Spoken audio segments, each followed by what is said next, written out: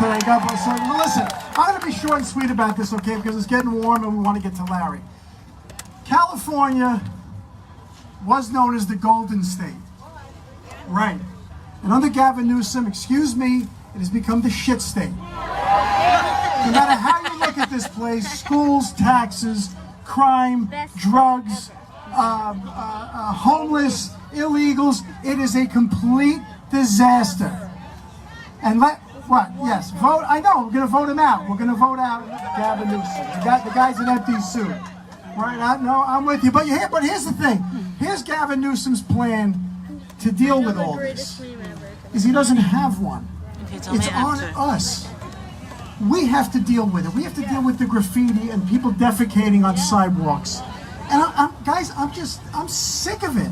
And it doesn't have to be like this anymore. Amen. We can change this. We've got to recall Gavin Newsom. Please tell your friends. And listen, you tell your Democrat friends this, because I know there aren't that many here. You tell them this, because they will not vote for a Republican no matter what. You tell them, if they ask them, are you okay with multifamily, low-income housing in your area in the suburbs, next to your house? Because that's what Gavin Newsom is going to do. Right after he shuts us down again, if he doesn't get recalled, God forbid, that's the plan that this man has. So listen, get your ballot. If you haven't done it yet, use black ink so they can't throw it out for any reason. And on the back, Larry Elder for governor. Larry Elder, who doesn't, by the way, guys, doesn't need this, but he wants this. He's born in South Central. He wants to help the state of California. He's a good man. Gavin Newsom thinks he's the smartest guy in the room. Larry Elder is the smartest guy in the room. Please, folks, let's get our state back. Let's get it back. And I'm so excited to introduce, God willing, the next governor of California.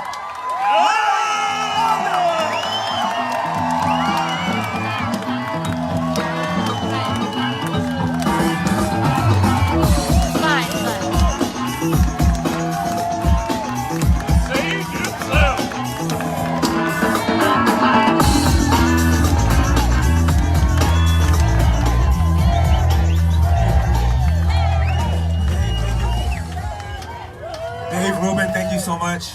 Scott, thank you for being here. You know, Dave Rubin introduced me to a whole generation of young people.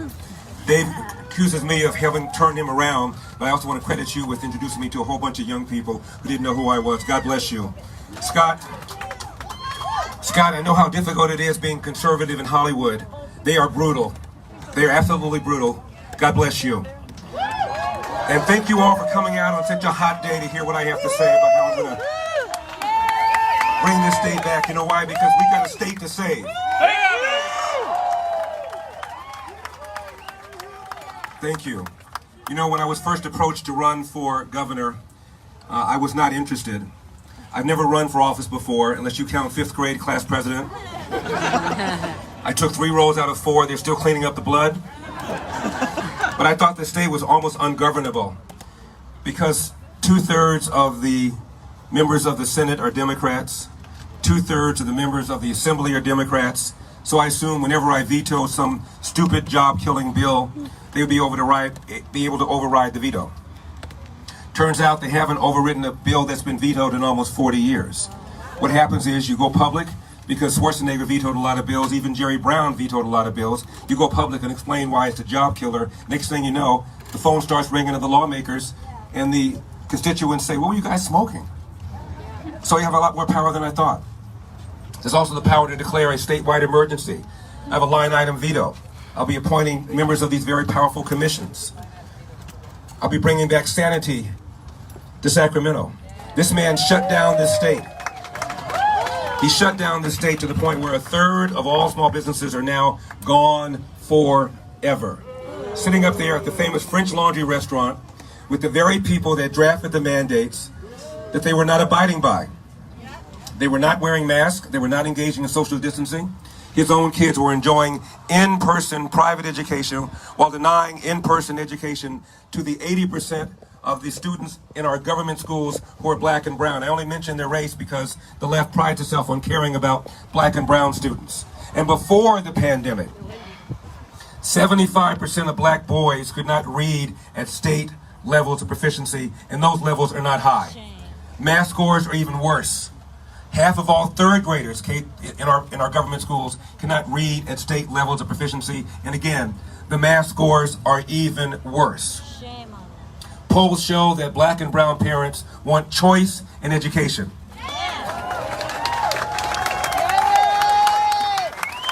They want the money to follow the child rather than the other way around. We're spending $15,000 per student per year, and our test scores are near the bottom. Only about 17 or 18 states spend more per year than what we're spending.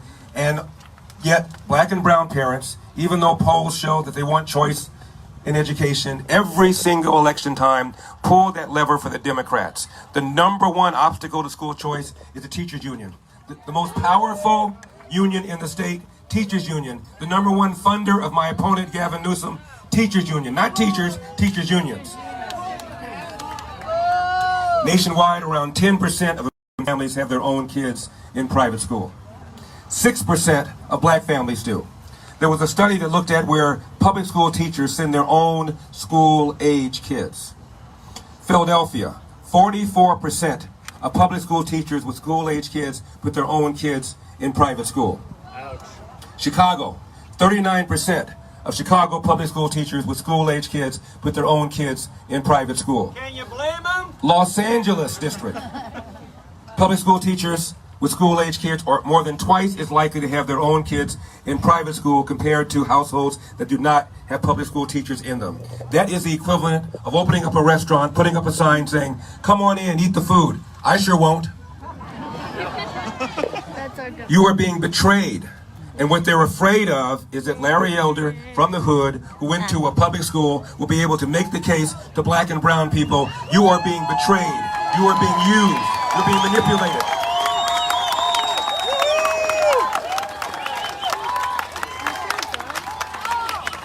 As I mentioned, a third of all small businesses, because of the way he slammed down this state, are now gone forever.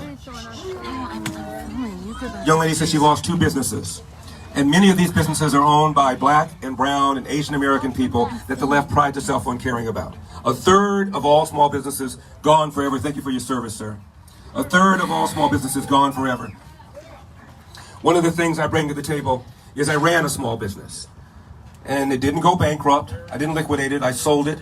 And it kept going on for years and years. My point is, I know how difficult it is to run a business. You know what you call a business owner who runs a business 9 to 5? Bankrupt.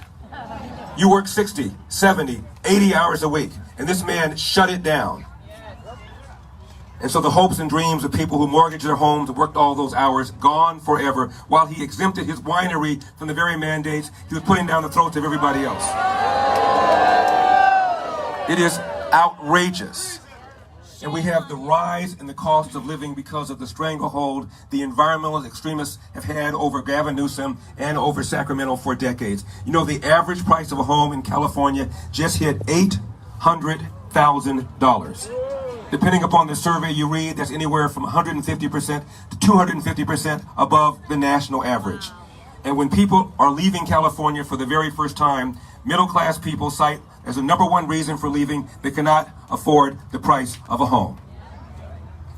The rate at which businesses have left for the first 6 months of 2021 is double the rate at which businesses have left California the last 3 years. In fact, more businesses have left California so far this year than all of last year. They are leaving, and they're citing the cost of living, high taxes, and excessive regulations.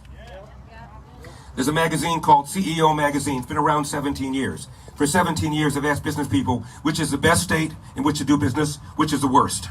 Based upon taxes, based upon spending, based upon the power of the public sector unions, based upon the quality of public schools, based upon whether there's a business-friendly or business anti-friendly attitude. And for 17 consecutive years, California has been determined to be the worst state in which to do business. 17 consecutive years. And a lot of people don't care about rich people, but my father always told me I never got a job from a poor person.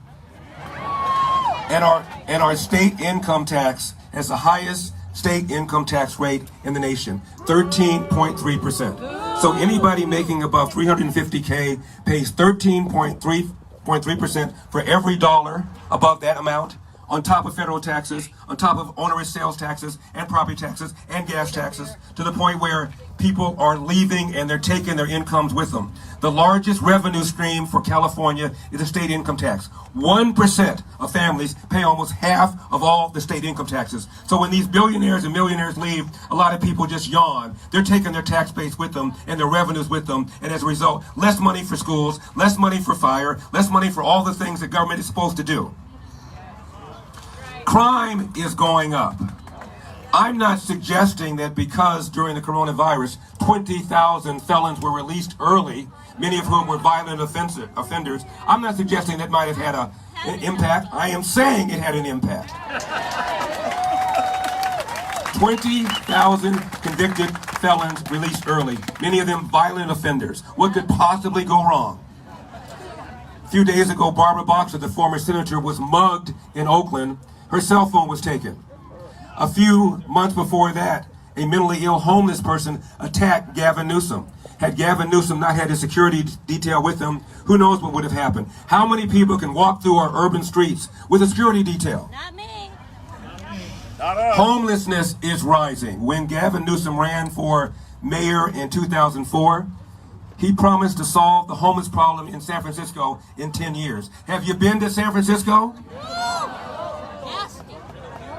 And when he was lieutenant governor, he sat around pounding the table claiming he didn't have anything to do. How about fulfilling your campaign promise you made to people of your city in 2004 to deal with the homeless problem? And it's gotten worse and worse and worse. Depending upon the survey, California has anywhere between 25% or 50% of the nation's homeless population. They did it on purpose. And the government does not know what to do. What they have is a housing first policy. Building housing far more expensively than would be the case if the private sector built it, by the way, without dealing with the underlying reason why people are on the streets in the first place. Some percentage, we don't know what the percentage is, some percentage are people who are schizophrenic. By that I mean of danger to themselves and to others. They need to be removed from the street for their own safety and for the safety of the homeless population and for the safety of the non-homeless population. The rest of them are mentally ill or they are addicted to some sort of substance and they need to be treated. And there's plenty of money to treat them, but government does not know how to do it. Nonprofits know how to do it. Churches know how to do it. Synagogues know how to do it. Mosques know how to do it. Let's turn it over to them, not with government money because it has ties to it. But once I reduce taxes, there'll be a lot more money for us to donate for causes like that. And once that is done, they need low-cost housing. One of the many things I'm going to do when I become governor is to declare a statewide emergency on housing so I can unleash the hundreds of thousands of housing units all ready to go. They're all held up because of the fear of lawsuits, because of a law called the California Environmental Quality Act, known as CEQA. I'm going to declare a statewide emergency and suspend or waive CEQA so these low-cost housing units can be built. I talked with the former HUD Secretary, Dr. Ben Carson, just a few days ago. And we talked about this problem. I said, Dr. Carson, what was your solution? He said, we had a plan, Larry.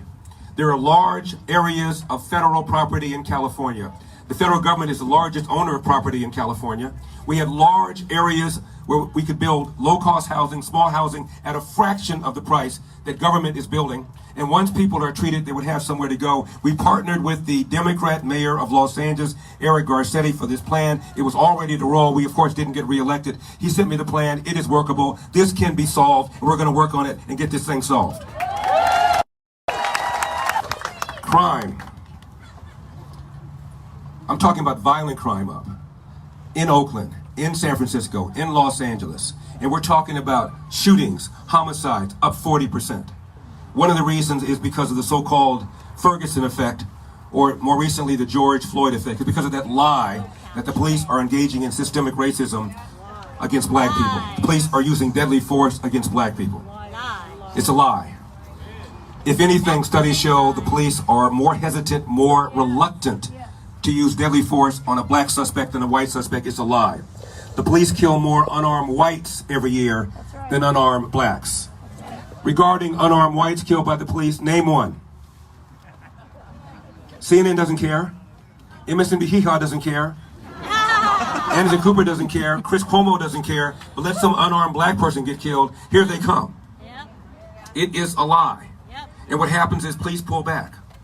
Rahm Emanuel, when he was mayor of Chicago, said because of this defamation, the Chicago police officer had, quote, gone fetal, close quote. His term, not mine.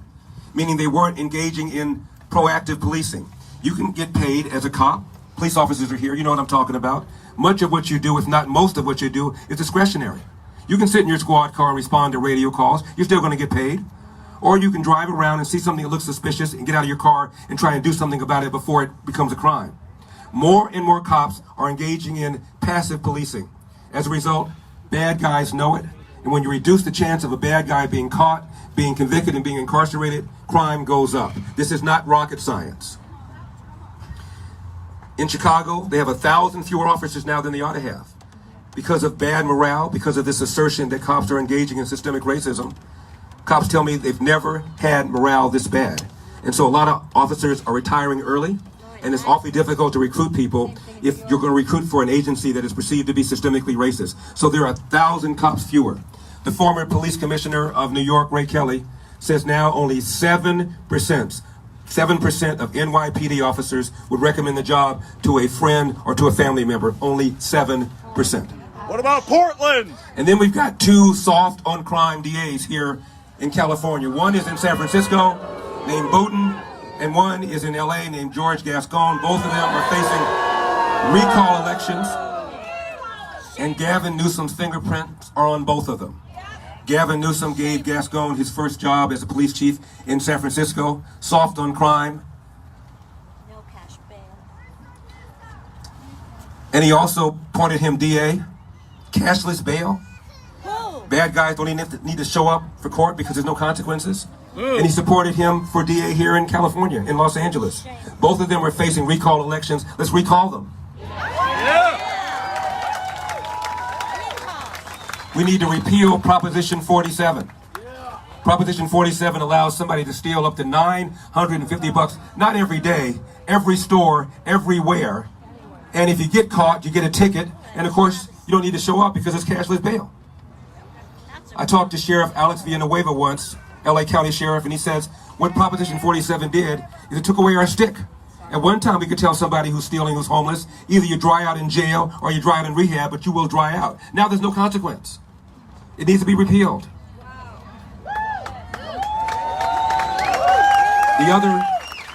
The other consequence falsely accusing the police of engaging in systemic racism has is this. You're a young black man, and you've been taught by your so-called leaders, whether it's CNN, thank you, whether it's Barack Obama, whether it's Al Sharpton, that the cops are not your friend. They're not there to protect and serve. They're there to harm you. Why should you cooperate? Why should you comply? Virtually every single one of these high-profile killings and shootings would have been avoided had the civilian/suspect complied. My father told me when you get pulled over by the police, make sure your left hand is at 10 o'clock. Make sure your right hand is at 2 o'clock. Say yes, sir. Say no, sir. Say yes, ma'am. Say no, ma'am. Make sure your paperwork is in order. And if you feel you've been mistreated, get a badge number and deal with it while we are alive. But because the Democrats want to divide us based upon race, us against them, cops against civilians, more and more young black people are not doing that. Don't get me started on the way he's managed fires. Okay, you got me started on the way he's managed fires. Outgoing Governor Jerry Brown had a plan to clear 500,000 acres of fallen trees and dry vegetation. Gavin Newsom bragged that he cleared 90,000 acres, which would have been a drop in the bucket, except he didn't. He cleared only 13% of what he said he did. He lied by a factor of 7, claiming we don't have enough resources. We have enough resources for a bullet train, $100 billion that goes nowhere to nowhere. We are running out of water in California. I talked to farmers in Kern County. Water is being rationed. Now, the CNN is here, so I'm going to speak slowly so you can understand me.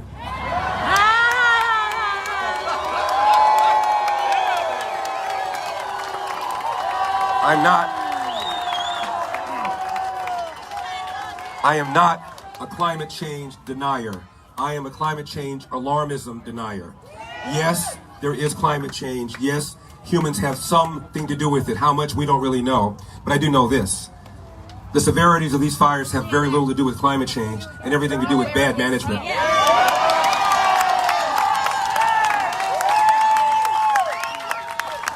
How can we have rolling brownouts in California?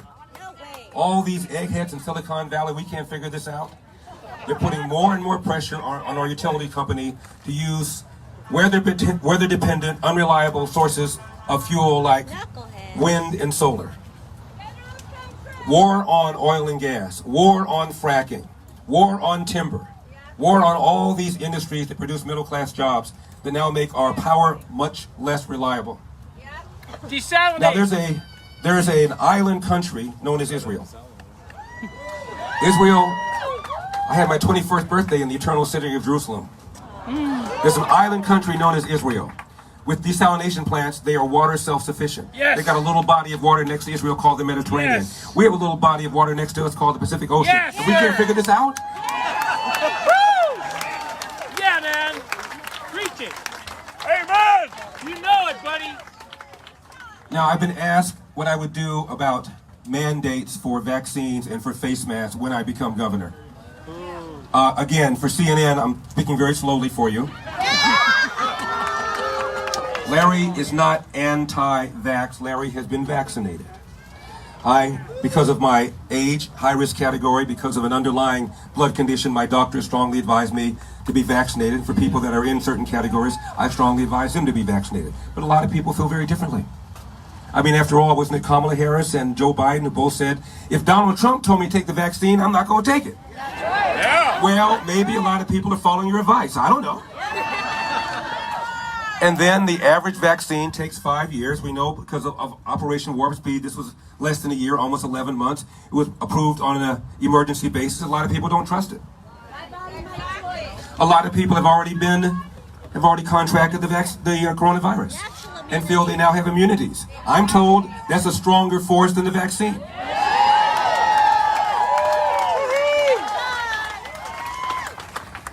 And then there's this. I was at a campaign stop in Palm Desert, pulled into a coffee shop, and I noticed that half the wait staff was wearing masks, half the wait staff was not wearing masks. The young lady who waited on me wasn't wearing a mask. And I said, excuse me, is there a policy in this store? She said, yeah, the policy is our boss allows us to wear a face mask if we want, and for those of us who don't want to, we don't have to. Amen. And I said, have you been vaccinated? She said, no. I said, may I ask why? She said, you can ask, but I don't have to give you a reason. I choose not to. Amen. Isn't this still America? Do we still have freedom? Do we still have rights? Now, Gavin Newsom has said every state worker who's not been vaccinated will be tested once a week, and he or she will have to wear a face mask at work. Now think about it. I thought the whole point behind getting vaccinated is to protect you from people who've not been vaccinated. So you're telling somebody who's assumed the risk of contracting the coronavirus, you're going to wear a face mask to protect yourself from other people who've assumed the risk, and I'm anti-science? To the extent that there are mandates like this for state workers when I become governor, I'm going to repeal them before I have my first cup of tea.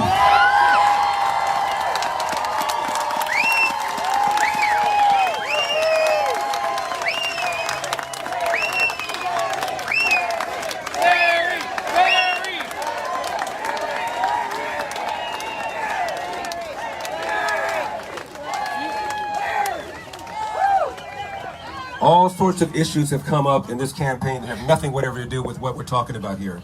We're talking about crime. We're talking about the rise of homelessness. We're talking about the way this man ignored science and slammed down this state in the most draconian way compared to all the other 49 states. We're talking about kids being denied a whole year of in-person education. We're talking about forest mismanagement, water mismanagement. But they're bringing up all sorts of issues.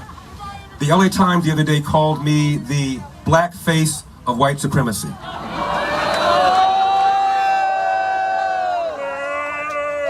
Don't boo, I worked hard for that title. The black face of white supremacy. And the reason for that is because I dare to say that racism is no longer a major problem in America. It's a lie. It's what the left does to divide us because they want to scare black people and they want to scare and guilt-trip white liberals into pulling that lever for them. Racism has never been less significant in America. Never. 2007, Gallup did a poll when Obama was running for the nomination against Hillary on the Democratic side, and did a poll when Mitt Romney, a Mormon, was running against John McCain, who would have been 72 years old had he become president on the Republican side. And Gallup wanted to find out who had the biggest hurdle in becoming president. So they asked Americans, what percentage of Americans would never vote for a black president?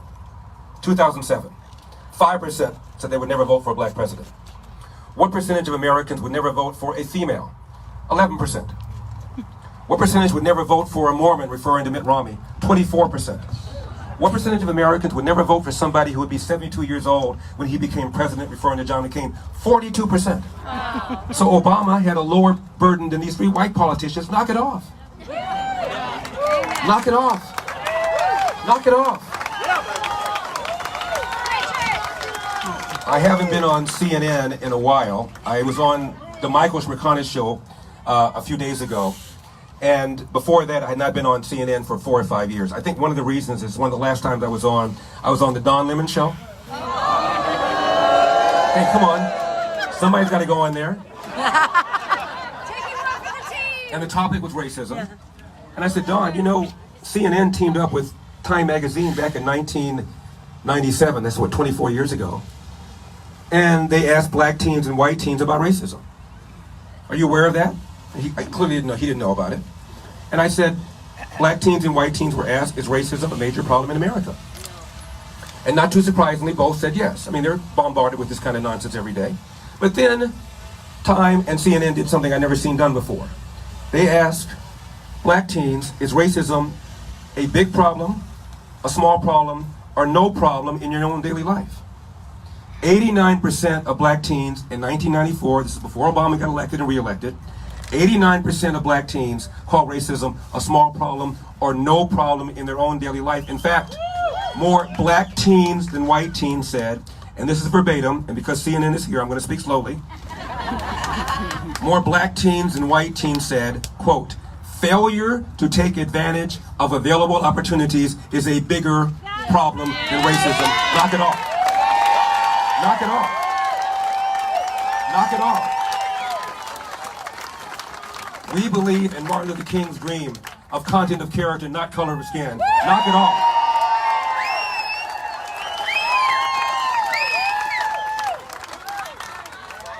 So I'm talking to a black reporter, and I'm coming in, and I can tell by his body language, he's not feeling me. You know, I'm a sellout, I'm an Uncle Tom, I'm somebody who doesn't believe racism is a major problem in America. And I said, don't we want the same things? Don't we want people to realize their God-given potential? Aren't you upset that 75% of black boys can't read at state levels of proficiency? I said, I went to Crenshaw High School. Only 2% of the kids are math proficient. Aren't you bothered by that? Aren't you bothered by the fact that the teachers union is stopping you from escaping poverty because the number one route to leave poverty is to finish high school? One, presumably, where you can read, write, and compute at grade level, and I'm the bad guy? And I said to him, I said, all right, let's do this. He was getting on me about systemic racism. I told him about the studies showing the police, if anything, are more reluctant, more hesitant to pull the trigger on a black suspect than a white suspect. He didn't want to hear about it. I said, all right, let's do this. Join with me, let's do a mind experiment, okay? Get out your magic wand, I said to him. Wave it over America. Let's remove every smidgen of racism from the hearts of white America. Now, everybody white thinks like Mother Teresa, okay? Everybody white now thinks like Mother Teresa. I said, do we still have the phenomenon where 70% of black children enter the world without a father married to the mother? I said, forget about elder. Barack Obama once said, a kid raised without a father is 5 times more likely to be poor and commit crime, 9 times more likely to drop out of school, and 20 times more likely to end up in jail. Tupac Shakur once said, I know for a fact that had I had a father, I would have been more disciplined, I would have been more confident, end of quote. I said, do we still have that phenomenon? I said, do we still have the phenomenon where the number one cause of preventable death for young white men is accidents, like car accidents or drownings? Do we still have the phenomenon, I told him, where the number one cause of preventable death for young black men is homicide? almost always at the hands of another young black man. Do we still have the phenomenon where of the 15,000 annual homicides in this country, half of them are black victims, even though blacks are just 13% of the population, and almost all of those victims are killed by other blacks? Do we still have the phenomenon where a young black man is 8 times more likely to be murdered than a young white man? If the answer I told him to that series of questions is yes, then I submit to you, sir, that systemic racism is not the problem, and critical race theory and reparations are not the answer. Knock it off.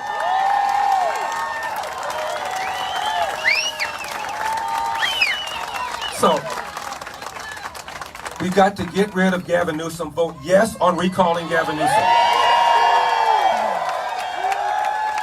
We need 50% plus 1 to vote to recall Gavin Newsom. Be sure you sign your application. If you sign your ballot, if you don't feel that you can trust the media, the mail, you can follow it online, or you can drop it off at a voting center and get 10 of your friends to vote yes on the recall. And then I have a thought or two as to who should replace him when he's recalled.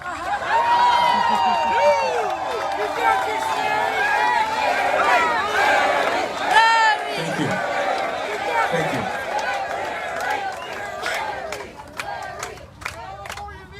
Thank you. You know, all these issues that they bring up, they have nothing whatever to do with anything. They asked me about my position on abortion. I said, I'm not lying about it. I'm pro-life. I'm sorry. You know what they never asked? They never asked Gavin Newsom, at what point has a pregnancy gone too far? They never asked that. They never asked Gavin Newsom, are you in favor of third trimester abortion? They never asked that. I'm just asked the question. They always ask it of conservatives, never ask liberals. How far is too far? Never do you get that question. And the reason they're doing that is because they can't defend his record. Senator Warren came out and cut a commercial for him. Talked about this being a Republican takeover. I mentioned I was on the Michael Schmakanis show, and he introduced me as a Trump supporter. I said, Michael, I'm a Republican. I haven't voted for a Democrat since 1976. That was Jimmy Carter, and I regret that. Why don't you call me a Mitt Romney Republican, or a George W. Bush Republican, or a George Herbert Walker Bush Republican? No, you're saying Trump Republican because you believe that Donald Trump is a 4-letter word in some places. I'm going to vote for whoever the Republican nominee, whoever he or she is, in 2024. I'm a Republican. Am I supposed to apologize for not wanting Hillary and Joe Biden to be president? Am I supposed to apologize for wanting low taxes, low regulation, and a strong national defense and secure borders? Am I supposed to apologize for that? I want to leave you with this. A few days ago, I had a dream. It's late October 2021. And an old World War II vet, we still have some of them, we're losing one every day. Couple of hearing aids, stooped over, had a cane. He goes up to the guard post at the Capitol building in Sacramento. And the vet says, I'd like to speak to Governor Gavin Christopher Newsom. And the guard said, sorry, sir, we have a new governor. We no longer have Governor Gavin C. Newsom. We have a new governor. His name is Governor Larry Elder.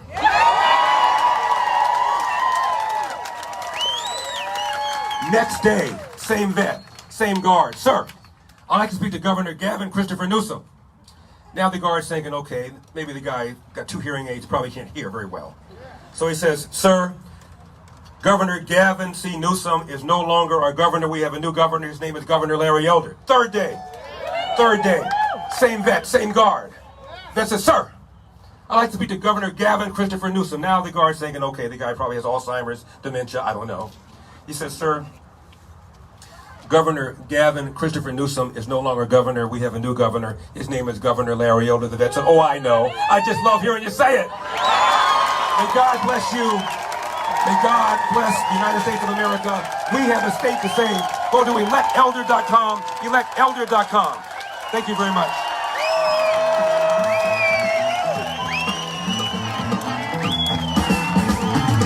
Ladies and gentlemen, the next governor of the state of California, Larry Elder. Let's send him off. 1,000 notes to go.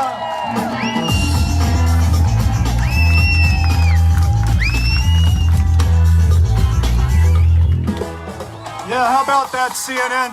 The blackface of white supremacy. Mexican-American Marine Corps vet here. Call me the Latino face of Larry Elder. Tell it to Chris Cuomo while you're at it. All right, Matt, pump up the music. Ladies and gentlemen, no more stuff.